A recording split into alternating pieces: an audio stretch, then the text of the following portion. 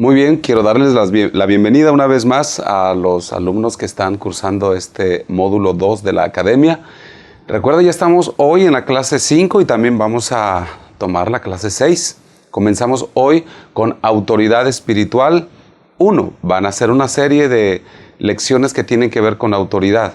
Hoy la clase 5, Autoridad Espiritual 1. Quiero comenzar leyendo dos pasajes bíblicos que quiero unir con una idea para poder exponer algo que va a edificarnos y nos va a bendecir. La primera es capítulo 3, versículo 1 del libro de Tito. Dice así: recuérdales que se sometan a los gobernantes y autoridades, que están dispuestos a toda buena obra. Y Romanos capítulo 13, versículo 1 al 7, que dice: sométese toda persona a las autoridades superiores, porque no hay autoridad sino de parte de Dios, y las que hay por Dios han sido establecidas.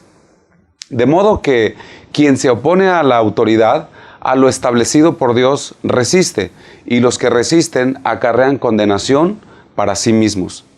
Porque los magistrados no están para infundir temor al que hace el bien, sino al malo. ¿Quieres pues no temer a la autoridad? Haz lo bueno y tendrás alabanza de ella, porque es servidor de Dios para tu bien. Pero si haces lo malo, teme, porque no en vano lleva la espada, pues es servidor de Dios, vengador para castigar al que hace lo malo. Por lo cual es necesario estarles sujetos, no solamente por razón de castigo, sino también por causa de la conciencia. Pues por esto pagáis también los tributos, porque son servidores de Dios que atienden continuamente a esto mismo. Pagad a todos lo que debéis. Al que tributo, tributo. Al que impuesto, impuesto. Al que respeto, respeto. Al que honra, honra. Muy bien. Un tercer pasaje que quiero agregar aquí es Hebreos capítulo 1, versículo 3. Dice así: el cual, siendo el resplandor de su gloria y la imagen misma de su sustancia, y quien sustenta todas las cosas con la palabra de su poder, habiendo efectuado la purificación de nuestros pecados por medio de sí mismo, se sentó a la diestra de la majestad en las alturas. Algo muy importante con lo que quiero comenzar la reflexión es esto: el trono de Dios se fundamenta en su autoridad. Y aunque Dios tiene poder y tiene autoridad, Él no nos trata con su poder. Si Él nos tratara con su poder, estaríamos hechos talco para este momento. Él se relaciona con nosotros a través de su autoridad. El poder es su fuerza. El poder coacciona. El poder oprime. El poder es capaz de destruir. Pero la autoridad es aquella parte de la personalidad que inspira, que motiva a obedecer, a someterse y a sujetarse. Y Dios tiene autoridad y tiene poder. Usa su autoridad para relacionarse con nosotros, repito. Y el trono mismo de Dios en todo el universo se sustenta sobre su autoridad. Lo único que Él necesita es desearlo para que las cosas ocurran. Con la palabra suya solamente fue necesaria exhalarla para que se creara todo el universo. Todas las leyes físicas que rigen el universo son aquellas que sustentan todos los sistemas de vida con la palabra, dice la Escritura. Entonces, tenemos esto: la autoridad de Dios representa a Dios. Y el poder de Dios se representa en sus hechos, en su creación y en sus obras. Entonces, el pecado contra el poder de Dios, encontramos en la Biblia que es más fácilmente perdonado que el pecado contra su autoridad. Porque pecar contra la autoridad de Dios es pecar contra Dios mismo directamente. Un día en el cielo, una criatura de Dios, la más hermosa de todas, llamado querubín, que después se llamó Satanás, quiso sobrepasar la autoridad de Dios, pecó contra la autoridad de Dios, y esta rebelión fue su caída junto con una tercera parte de los ángeles, dice la Escritura, y cambió su nombre de querubín, de Lucifer, por Satanás.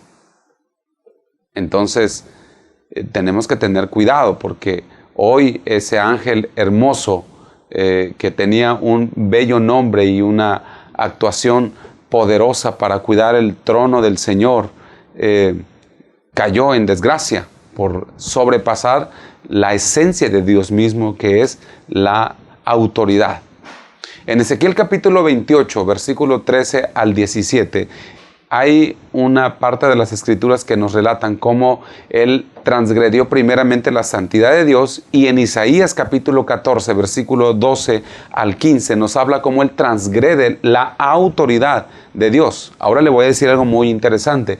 El pecado contra la santidad de Dios se mueve en la esfera de la conducta, pero el pecado contra la autoridad de Dios, no contra la santidad, sino contra la autoridad de Dios, es una cuestión de principios. Y Dios no pone en riesgo los principios donde se asienta su trono. Y eso es porque eso es muy grave. Entonces nosotros no podremos predicar a Cristo con la boca con un principio satánico en el corazón. Eso no es posible. Cuando nosotros no nos sujetamos a una autoridad, aunque prediquemos el Evangelio, cuando nosotros no somos supervisados, mentoreados, dirigidos por una autoridad mayor que nosotros, aunque prediquemos el Evangelio y hagamos buenas obras, realmente está operando un principio luciférico en nuestro corazón. Es posible que tengamos una doctrina sana en la boca, pero que tengamos principios de Satanás en nuestro corazón cuando no estamos sujetos a alguna de nuestras autoridades que nos representan a Dios aquí en la tierra. Con esto le voy a decir algo muy grave. Satanás no le teme a los hombres o mujeres insujetos a sus autoridades, aunque prediquen muy bien. Pero ¿cuánto temor le tiene Satanás a un cristiano que se sujeta a Dios y por consecuencia a sus autoridades terrenales y que predica el Evangelio? Ese es el cristiano que puede llegar y sacar a un espíritu de un cuerpo posesionado. Es el cristiano que puede reprender una enfermedad demoníaca en una persona. Es el cristiano que puede enfrentarse a las tinieblas y quebrantarlas con una palabra de autoridad en su vida, porque está sujeto bajo otra autoridad mayor. Entonces, el conflicto nuestro tiene que ver con autoridad. La controversia de los siglos tiene que ver quién se queda con la autoridad o quién tiene la autoridad sobre nuestras vidas, en los humanos, en los terrenales. Y nuestro conflicto personal con Satanás es el resultado de que nosotros le atribuimos nuestra autoridad al Señor Jesucristo. Nos sujetamos y nos pusimos debajo de la orden y sujeción de Jesucristo. Entonces, nosotros debemos mantener por consecuencia la autoridad de Dios en nuestra vida sometiéndonos. Es la forma en que mantenemos la autoridad de Cristo, sometiéndonos con todo el corazón a las autoridades que nos representan a Dios en esta tierra. Porque hasta que no tengamos, escúcheme bien, un encuentro con la autoridad de Dios, es que nosotros tendremos un conocimiento básico de lo que representa esa autoridad para nuestras vidas. Y un ejemplo de esto es un hombre en la Biblia llamado Saulo, que después se llamó Pablo, cuando iba camino a Damasco. Él tenía cartas y autorización de los gobernantes para matar a todos los cristianos que se encontrara en cualquier parte del Imperio Romano. Y mi gran pregunta, si usted ha leído esta parte de la Biblia, en el libro de los Hechos, es ¿cómo pudo una persona tan encumbrada intelectualmente y tan inteligente, tan llena de sabiduría y de todos los títulos que en su tiempo había, los tenía Saulo? ¿Cómo un hombre así pudo haberse sometido a un hombre tan insignificante, entre comillas, como Ananías, para ser enseñado, para él someterse, para ser mentoreado? Esto nos enseña algo muy claro. Quien ha tenido un encuentro con la autoridad y se da cuenta que esa es la que representa a Dios en su vida, sabe que trata con autoridad y no con un hombre. Así que no miremos al hombre, sino la autoridad con la que ese hombre está revestido. porque no obedecemos a los hombres, sino a la autoridad de Dios en esas personas. Hay mucha gente que solamente obedece a las personas que les causa admiración, pero admirar y respetar no es la misma cosa. Hay personas que solamente obedece, se sujeta a las personas que creen que tiene cualidades o habilidades mayores que él o que ella, y son a las cuales puede obedecer. Pero eso es admiración y no son la misma cosa. Respeto y admiración. La admiración más tiene que ver con una apreciación de cualidades.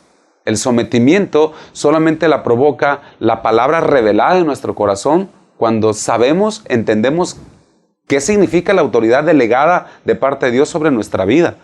Así la persona que esté sobre nosotros, sea alta o chaparra, sea letrado o ignorante, cercano o un familiar lejano, un amigo o un desconocido, cuando nosotros sabemos que es una autoridad de parte de Dios en nuestra vida, entendemos que Dios está delegando algo de su esencia en esa persona, independientemente de dónde le hayamos conocido en otro tiempo o que sea familiarmente con nosotros. Porque por encima de todo está el hecho que Dios lo envió a nuestra vida como una autoridad delegada. Es como si usted va avanzando por la calle y de pronto tiene usted todos los títulos en esta tierra y se encuentra con un hombre delgadito y muy chiquito y que tiene el silbato en la boca y que le dice que se detenga. Y usted dice, pues, ¿quién es él? Yo tengo, pues, primeramente más edad que él. Encima tengo un doctorado, tengo una maestría y este pobre no terminó ni la primaria. ¿Qué se cree? ¿Por qué quiere detenerme? No, yo voy a pasar. Cuando nosotros desobedecemos a una autoridad y no la reconocemos como tal, sino que medimos nuestros logros o nuestras capacidades o nuestras personalidades en función de lo que Dios puso en esa persona, la vamos a pagar mal nosotros. Ponga atención en esto que le digo. Si usted no respeta a una autoridad mayor que usted, sin duda que usted no va a respetar a una autoridad igual que usted, y mucho menos a una autoridad menor que usted. Yo le tengo de verdad, pues, le saco la vuelta a esa gente que de pronto no sabe respetar a las autoridades mayores, porque no me imagino cómo trata a las personas que considera inferiores. Cuando alguien critica al gobierno, cuando alguien critica a su pastor, cuando alguien murmura en contra de sus padres, cuando alguien señala a su jefe en su departamento, en su trabajo, si eso hace con personas mayores en autoridad, yo imagino qué hará con personas que son iguales o peor aún, que están debajo de él. Son gente que fácilmente cae en tiranía. La mayor exigencia de la Biblia, de las Escrituras, no consiste en que una persona sirva, diezme, lleve la cruz, se niegue a sí mismo. No. La mayor exigencia es que obedezca. Que obedezca. Cuando una persona obedece, no tiene problemas con todo lo que Dios le puede decir que tiene que hacer en esta tierra para su propio bien. Ok. En 1 Samuel capítulo 15 encontramos una historia muy interesante. Dios le ordena a Saúl que lleve a la destrucción total a los amalecitas. Totalmente tenía que dejarlos en cenizas, no solamente a las casas, a los bienes, sino también a las personas y aún a los animales. Todo tenía que quedar hecho polvo y cenizas, pero la Biblia dice que Saúl guardó, entre comillas, lo mejor. Aparentemente, guardando lo mejor para de allí agarrar para hacer un sacrificio al Señor, era un principio de honra. Pero realmente en su corazón había un principio luciférico, un principio satánico, un principio de rebelión a la autoridad. Porque Dios le había dicho específicamente qué tenía que hacer, sin embargo él evadió un poquito. Una obediencia a medias es desobediencia total. Entonces, en 1 Samuel capítulo 15, versículo 22, el Señor le habla al rey Saúl a través del profeta Samuel y le dice así: y Samuel dijo, ¿se complace Jehová tanto en los holocaustos y víctimas como en que se obedezca a las palabras del Señor? ciertamente el obedecer es mejor que los sacrificios. Quisiera que lo repitiera otra vez conmigo. Ciertamente el obedecer es mejor que los sacrificios y el prestar atención que la grosura de los carneros. Es decir, todo lo que usted pueda hacer bueno, edificante, noble, para las gentes, para las personas, para la iglesia o para el reino de Dios, no es más importante que su misma obediencia. Porque usted puede ser un rebelde haciendo cosas buenas para Dios, pero en desobediencia a ese mismo Dios. Las ofrendas que aquí dice, Dios las pedía. Todas las ofrendas. Cuando habla de ofrendas no solamente se refiere a algo físico, se refiere a nuestro servicio, incluso como una ofrenda, nuestra vida, todos los actos que hacemos. Las ofrendas para Dios son gratas, pero hasta en las mejores ofrendas, hasta en el mejor servicio, hasta en el mejor sacrificio, puede haber, según lo que encontramos en este pasaje, elementos de rebelión y elementos de obstinación que Dios aborrece. Eso dice una cosa, solo la obediencia y honra al Señor de aquella gente que se somete al centro de la autoridad del Señor es la que puede mantener la autoridad de Dios en su propia vida. Porque eso se trata, básicamente, la sumisión se trata de quitar nuestro ego, de excluir el yo. La exclusión del yo provoca que surja en nosotros el poder del Espíritu Santo. Y cuando es el que gobierna el Espíritu Santo y no mi voluntad, entonces la suprema voluntad de Dios está gobernando toda nuestra vida y a Dios le es fácil dirigirte y a Dios le es fácil llevarte al éxito en todo lo que emprendas. Hechos capítulo 9, volvemos un poquito a la parte que les comentaba de Saulo, que después se llamó Pablo y que después incluso fue uno de los apóstoles de Jesús, aunque nunca anduvo con Jesús. Él fue apóstol, discípulo de Jesús y discipulado personalmente por Jesús. Aunque Jesús ya no estaba en la tierra, Él le reveló los principios de doctrina que hoy rigen nuestra vida al apóstol Pablo. Hechos capítulo 9, versículo 1 al 6, dice así: Saulo, obviamente se refiere a Pablo, respirando aún amenazas y muerte contra los discípulos del Señor, vino al sumo sacerdote y le pidió cartas para las sinagogas de Damasco, a fin de que si hallase algunos hombres o mujeres de este camino, cuando dice camino está con C mayúscula, representa a Jesús. Jesús dijo: yo soy el camino, la verdad y la vida. A hombres y mujeres de este camino los trajese presos a Jerusalén. Mas yendo por el camino, aconteció que al llegar cerca de Damasco, repentinamente le rodeó un resplandor de luz del cielo y cayendo en tierra, oyó una voz que le decía: Saulo, Saulo, ¿por qué me persigues? Y él dijo: ¿quién eres, Señor? Y le dijo: yo soy Jesús, a quien tú persigues. Dura cosa te es dar coces contra el aguijón. Él, temblando y temeroso, dijo: Señor, ¿qué quieres que yo haga?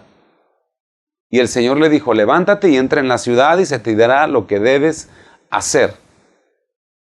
Ponga atención a esto que quiero dejar en su corazón. Antes de poder trabajar para Dios, tenemos que ser derribados por su autoridad.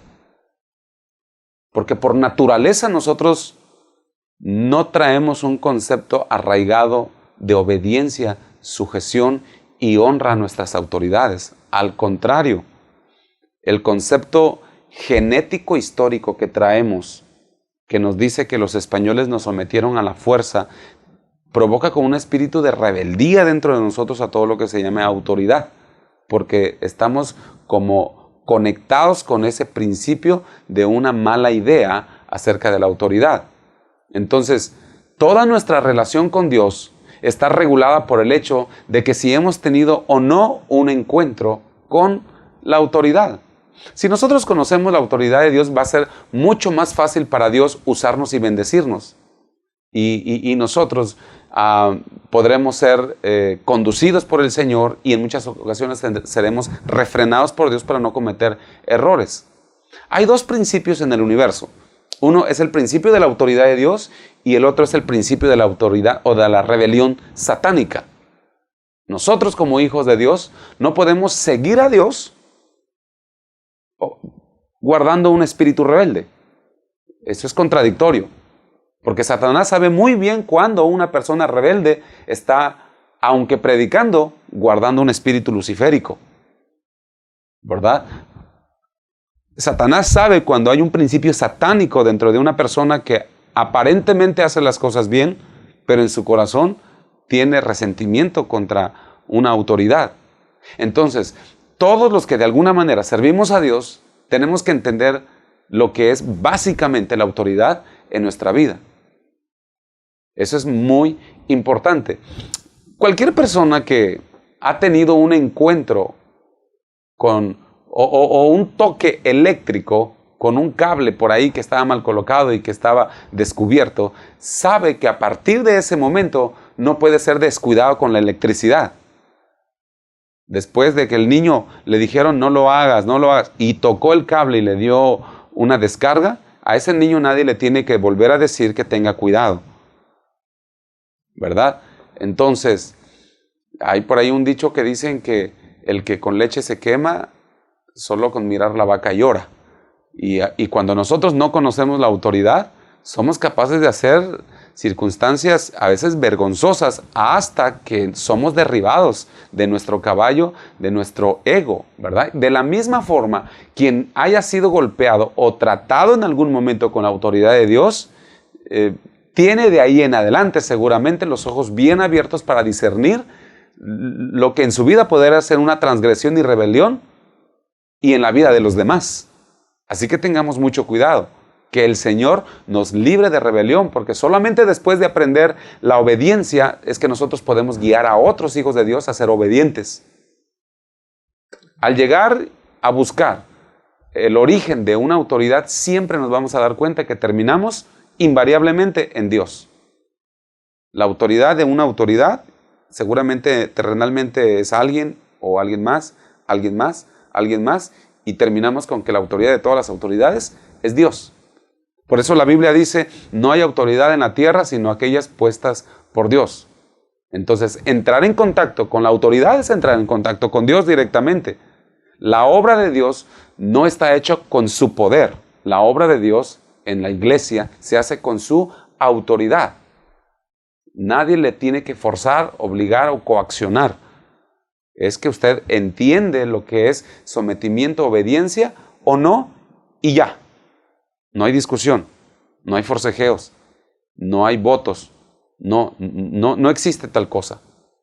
Entonces, estaremos nosotros bajo la autoridad siempre de alguien, así como alguien estará debajo de nuestra autoridad.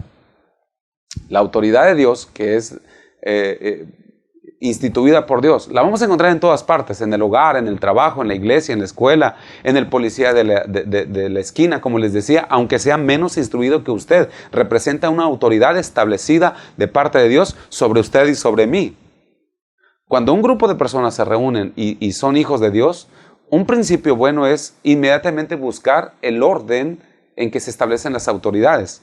Usted no puede llegar a una iglesia y solamente porque usted cree que sabe más que ellos imponerse. Usted tiene que dirigirse con la autoridad que está presidiendo en ese grupo de amistad, en esa red, en esa iglesia o en ese grupo de hermanos, ¿verdad? Una vez que ya sabemos quién es, estamos listos para sujetarnos con toda naturalidad y así vamos a encontrar el lugar que Dios nos ha proveído dentro del cuerpo de Cristo, que es su iglesia. Entonces, la sumisión bíblica tiene que ver con someterse a las autoridades puestas por Dios. Y para recobrar la autoridad que hemos perdido, primero nosotros tenemos que someternos en obediencia. La ingobernabilidad que existe en nuestro país, primero, antes de salir del país, tiene que salir de la iglesia. Si en la misma iglesia no hay hijos de Dios obedientes, olvídese lo que sucede en el mundo, es una réplica de ese mal principio que puede estar en la iglesia. Si algo va a salir del país, primero tiene que salir de la casa de Dios. Los rebeldes no pueden edificar la iglesia. El peor enemigo de la iglesia son los rebeldes dentro de ella. Es la gente que no se sujeta. ¿Por qué comienza todo con la iglesia? Porque la iglesia es la casa del Señor. Y la Biblia dice que el buen juez por su casa empieza. Y el juez sobre los jueces es Dios. Y la casa sobre las casas en la tierra es su iglesia. Entonces, no hay nadie que sea obediente a la autoridad de Dios sin que la misericordia de Dios descanse sobre él. Dios siempre le va a respaldar cuando usted sea una persona sujeta. El que trabaja para Dios necesita no solamente aprender a obedecer, sino aprender a ser autoridad para los que Dios puso delegados debajo de él. Entonces, es necesario estar bajo autoridad, pero también es necesario saber ejercer autoridad. Ahora, ¿qué pasa cuando tenemos autoridades que fallan, que cometen errores? Cada vez que nuestra autoridad comete un error, entra a prueba nuestra obediencia. La Biblia dice que Dios bendijo tanto a Noé que él plantó una gran viña, hubo tanta bendición y tanta productividad que él se emborrachó. Ese fue un error de Noé. Pero cuando él se emborrachó, se desnudó y sus hijos entraron a la tienda. Dice la Biblia que sus hijos eran Sem, Cam y Jafet. Y Cam fue a avisarle a sus hermanos que su padre estaba desnudo y que vinieran a verlo para burlarse de él. Sí, Noé había cometido un error, pero el error del líder, del padre, reveló quién era rebelde, quién era obediente en medio de sus hijos.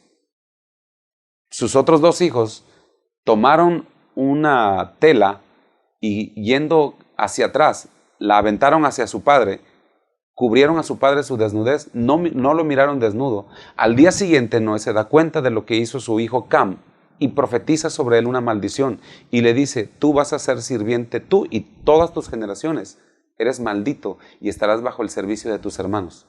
Y después bendice a los descendientes de Jafet y de Sem. Por eso Sem es una nación bendita de la cual viene el linaje de Jesucristo. Cam, sin embargo, fue el primer maldito después del diluvio, y la primera maldición después del diluvio tuvo que ver con una rebelión. Entonces, al no practicar la obediencia, fue puesta en maldición para él y para sus futuras generaciones. Porque la maldición de la rebelión no solamente afecta el presente, sino las historias que vienen de nuestros hijos y próximas generaciones.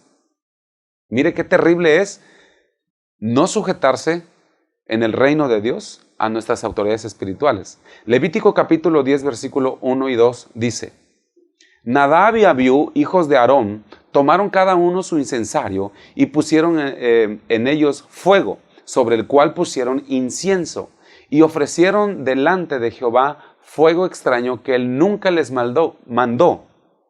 Y fíjese lo que dice el versículo 2. Y salió fuego de delante de Jehová y los quemó y murieron delante de Jehová. Qué terrible, qué historia tan horrorosa. Nadab y Abiú eran hijos de Aarón. Ellos no eran los sacerdotes principales, estaban bajo la cobertura de su padre Aarón, el sacerdote principal, pero ellos habían hecho tantas veces el sacrificio al lado de su padre que les pareció como cosa nada el hacer un sacrificio sin recibir la autorización de su padre. Sin embargo, sobre la cabeza de Aarón había Dios derramado el aceite para ungirlo como autoridad. Aarón era la autoridad establecida, delegada por Dios en la tierra. Los hijos solamente eran ayudantes que tenían que obedecer bajo las órdenes y bajo la sujeción de su padre. Y aunque fuera muy sencillo y aunque fuera bueno lo que estaban haciendo, tenían que hacerlo bajo las órdenes de aquel hombre que Dios había puesto. Los hijos de Aarón, yo creo que nunca quisieron ofender a Dios. Yo creo que nunca quisieron morir. Si hubieran sabido que morirían así, jamás lo hacen. No lo hicieron solo porque lo ignoraban las consecuencias, sino lo hicieron porque creyeron que ofrecer sacrificio quizá era algo bueno. El error fue hacer algo bueno sin la autorización de quien Dios puso. Porque hacer cosas buenas no necesariamente tienen el respaldo de Dios. Ellos actuaron independientes de su autoridad. Ellos se desligaron de la voz de instrucción de su autoridad. Y aunque ofrecer adoración por medio de sacrificios no era bueno, era muy bueno, el principio de insujeción les trajo juicio y muerte de parte del cielo. Eso es terrible. Tenemos nosotros que estar conectados en este reino con las personas que Dios ha dispuesto. Y mire lo que sucede en Números capítulo 12. Dice la Escritura: María y Aarón hablaron contra Moisés a causa de la mujer cusita que había tomado, porque él había tomado mujer cusita. Y dijeron: ¿solamente por Moisés ha hablado Jehová? ¿No ha hablado también por nosotros? Y lo oyó Jehová, y aquel varón, Moisés, era muy manso, más que todos los hombres que había sobre la tierra. Luego dijo Jehová a Moisés, a Aarón y a María: salid vosotros tras el tabernáculo de reunión. Y salieron ellos tres. Entonces Jehová descendió en la columna de la nube y se puso a la puerta del tabernáculo y llamó a Aarón y a María. Y salieron ambos, y él les dijo: oíd ahora mis palabras. Cuando haya entre vosotros profeta de Jehová, le apareceré en visión, en sueños hablaré con él. No así a mi siervo Moisés, que es fiel en toda mi casa. Cara a cara hablaré con él y claramente, y no por figuras, y verá la apariencia de Jehová. ¿Por qué pues no tuvisteis temor de hablar contra mi siervo Moisés? Entonces la ira de Jehová se encendió contra ellos y se fue. Y la nube se apartó del tabernáculo, y he aquí que María estaba leprosa como la nieve. Y miró a Aarón a María, y he aquí estaba leprosa. Y dijo Aarón a Moisés: ah, Señor mío. Ahora sí ya era Señor suyo, ¿se da cuenta? No pongas ahora sobre nosotros este pecado, porque locamente hemos actuado y hemos pecado. No quede ella ahora como el que nace muerto, que al salir del vientre de su madre tiene ya medio consumida su carne. Entonces Moisés clamó a Jehová diciendo: te ruego, oh Dios, que la sanes ahora. Respondió Jehová a Moisés: pues si su padre hubiera escupido en su rostro, y mire qué terrible es esto, porque está hablando de que ella quedó leprosa por injuriar a una autoridad mayor, aunque era su hermano de padre y de madre. Ella tenía que respetar la investidura de su hermano menor, porque Dios lo había puesto sobre autoridad de ella en lo espiritual. Y aquí el Señor dice: bueno, imagínate qué sucede cuando tú tratas de escupir hacia arriba contra el rostro de tu padre. Y dice: respondió Jehová a Moisés: pues si su padre hubiera escupido en su rostro, ¿no se avergonzaría por 7 días? Sea echada fuera del campamento por 7 días, y después volverá a la congregación. Así María fue echada del campamento 7 días, y el pueblo no pasó adelante hasta que se reunió María con ellos. Después el pueblo partió de Aserot y acamparon en el desierto de Parán. Esto me dice una cosa: hablar o murmurar o criticar sobre nuestras autoridades espirituales que representan a Dios en esta tierra, en nuestra vida, es capaz de activar la ira divina. Aarón y María eran hermanos mayores que Moisés. Ellos eran la autoridad en la casa, en el hogar. Pero en el ministerio, en las cosas espirituales, ellos tenían que someterse a Moisés. Porque a pesar de que Moisés era menor, fue Dios quien le había dejado como encargado espiritual de la vida de sus hermanos, a pesar de ser menor. Entonces, ellos no estaban contentos con la mujer que Moisés, su hermano menor, había tomado, porque los israelitas tenían una orden de parte de Dios que no tenían que casarse con mujeres extranjeras. Entonces este Moisés toma a una mujer de piel negra de la tribu de Cus, una tribu africana, y la mete al pueblo, se casa con ella, y esto provoca que sus hermanos crean que tienen la razón, porque a veces la gente no murmura, no critica, si no es por una cosa. Creen que tienen razón en hacerlos y que ellos tienen un pretexto o una excusa que les justifica el murmurar y el criticar. Y a veces creemos que nos justifica el hecho de que nuestra autoridad está en un error, como sucedió con Noé o como sucedió con este Moisés. Entonces, María tocó con la boca la posición de autoridad de Moisés. Ella no se dio cuenta que estaba tratando con el ministro, con la autoridad que Dios había puesto. No estaba tratando con su hermano. Dios había encomendado la autoridad delegada a Moisés. Y María podía tratar a su hermano, pero no injuriar la autoridad de Dios en su hermano. O sea, ella pudo haberle llamado la atención allá en la casa solos, pero no murmurar. Ella tenía que ser valiente y señalar un error en la casa. Entonces, María no miró más allá de este asunto. Y la Biblia dice que Moisés no protestó defendiendo su autoridad. Él no necesitaba defenderse de nada porque Dios le había dado la autoridad. La autoridad que representaba, él sabía, era la de Dios y nadie puede quitar lo que Dios le da a alguien. Entonces, ahí en Números capítulo 12, 1 y 2 dice, María y Aarón hablaron contra Moisés a causa de la mujer cusita que había tomado, porque él había tomado mujer cusita, como diciendo, es verdad, esto es una realidad. Versículo 2. Y dijeron, solamente por Moisés ha hablado Jehová, ¿no ha hablado también por nosotros? Y lo oyó Jehová. Quiere decir que las palabras rebeldes suben al cielo y son oídas por Dios. Cada vez que el hombre se pone en contacto con la autoridad delegada aquí en la tierra, se pone en contacto realmente con Dios que está en esa persona. Pecar contra la autoridad que Dios ha delegado, entonces es pecar contra Dios mismo. Y Dios los cita a los tres al tabernáculo de reunión. Aarón y María, ellos van sin dudar porque creían que tenían la razón y había mucho que decir para defender su murmuración. Creían que Dios estaría de su lado porque Moisés había cometido un pecado y estaba causando disturbios en el pueblo.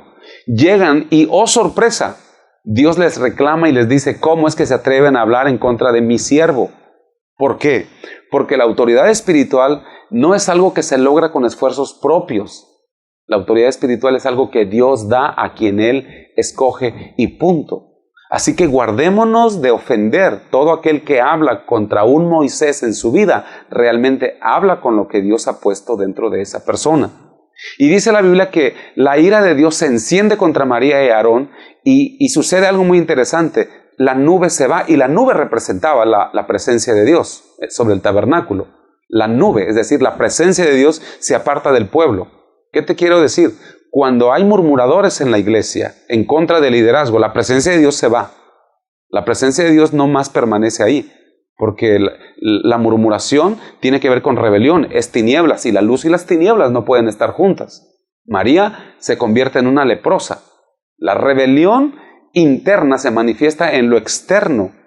En el caso de María, con lepra. Y la Biblia dice que María tuvo que ser aislada durante 7 días. 7 representa el tiempo total y necesario para una restauración. Ella tenía que tomar un tiempo de arrepentimiento, un tiempo de cavilar en sus pensamientos lo que había ella hecho. Y por 7 días en el tabernáculo no hay actividad, nada se mueve, no llega la presencia de Dios, no hay sacrificios, no hay adoración. Entonces la rebelión y la murmuración trae como consecuencia la pérdida de la presencia de Dios en la vida de un individuo, de una familia o de una iglesia. La presencia de Dios no descenderá hasta que las palabras de injuria se hayan tratado y resuelto. Si no se resuelve este asunto de autoridad, todo lo que se haga será inútil. Entonces, la injuria es una prueba de que hay un espíritu rebelde en una persona. Y quiero terminar con este otro pasaje que es un tremendo ejemplo. Números capítulo 16, versículo 1 al 3. Dice así, Coré, hijo de Izar, hijo de Coat, hijo de Leví, y Datán y Abiram, hijos de Eliab, y On, hijo de Pelet, de los hijos de Rubén, tomaron gente y se juntaron contra Moisés con 250 varones de los hijos de Israel, príncipes de la congregación de los del consejo, varones de renombre. Y se juntaron contra Moisés y Aarón les dijo, basta ya de vosotros, porque toda la congregación, todos ellos son santos, y en medio de ellos está Jehová. ¿Por qué os levantáis vosotros sobre la congregación de Jehová? Coré era de la tribu de los levitas, de los adoradores, de la gente que estaba en el altar. Y Datán y Abiram eran los representantes de una tribu de dirigentes, de gobernantes, la tribu de Rubén. Y si usted lee este pasaje, eran 250 líderes que se habían levantado en contra de Moisés para criticar y murmurar. Ellos fueron irrespetuosos contra Moisés y contra Aarón. Ellos consideraron este asunto como algo personal. Otra vez volvemos al mismo principio. Nunca mencionaron la posición de Moisés. Ellos actuaron como que si no existiera autoridad, como que si no conocieran que Dios había delegado autoridad. Y Moisés muestra un espíritu afable y tranquilo en contra del mal carácter de estas personas. Y simplemente pone su rostro a tierra, dice la Escritura, y va al Señor delante de su presencia y se pone a orar. Coré y sus seguidores tenían sus posiciones solamente, no tenían nada en firme. Y en el versículo 5 dice, y habló Coré a todo su séquito, es decir, la gente que venía en rebelión junto con él, diciendo, mañana mostrará Jehová quién es suyo y quién es santo, y hará que se acerque a él al que él escogiere, y él lo acercará así. Él pensaba que tenía la razón. El pleito, la disputa, no era con Moisés, era con Dios. Sin embargo, el pueblo creía que se estaba oponiendo a Moisés y a Aarón. No era su intención ser rebeldes contra Dios. Realmente con Dios no tenían problema. Ellos estaban mirando a Moisés. Simplemente no estaban de acuerdo con Moisés y con Aarón.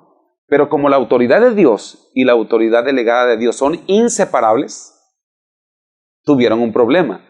Es imposible entonces mantener una actitud buena hacia Dios y una actitud rebelde en contra de una autoridad o de un líder o un padre o un jefe o un gobernador o un presidente municipal o de la república. Es imposible. Nadie puede rechazar a la autoridad delegada por Dios con una mano y con la otra recibir bendición de ese mismo Dios. Entonces, Moisés no se exaltó por causa de su autoridad. Y el versículo 6 dice, haced esto, tomaos incensarios, Coré y todo su séquito, y poned fuego en ellos y poned en ellos incienso delante de Jehová mañana. Y el varón a quien Jehová escogiere, aquel será el santo. Esto os baste, hijos de Leví. Dijo más Moisés a Coré, oíd ahora, hijos de Leví, os es poco que el Dios de Israel os haya apartado de la congregación de Israel, acercándoos a él, para que ministréis en el servicio del tabernáculo de Jehová y estéis delante de la congregación para ministrarles, y que te hizo sacar a ti y a todos tus hermanos y los hijos de Leví contigo. ¿Procuráis también el sacerdocio? Por tanto, tú y todo tu séquito sois los que os juntáis contra Jehová. Pues Aarón, ¿qué es para que contra él murmuréis? Datán y Abiram no fueron a la cita y mandan decir lo que dice el versículo 12. Y envió Moisés llamar a Datán y Abiram, hijos de Eliab, mas ellos respondieron, no iremos allá. O sea, estaban plenamente en rebeldía. 13.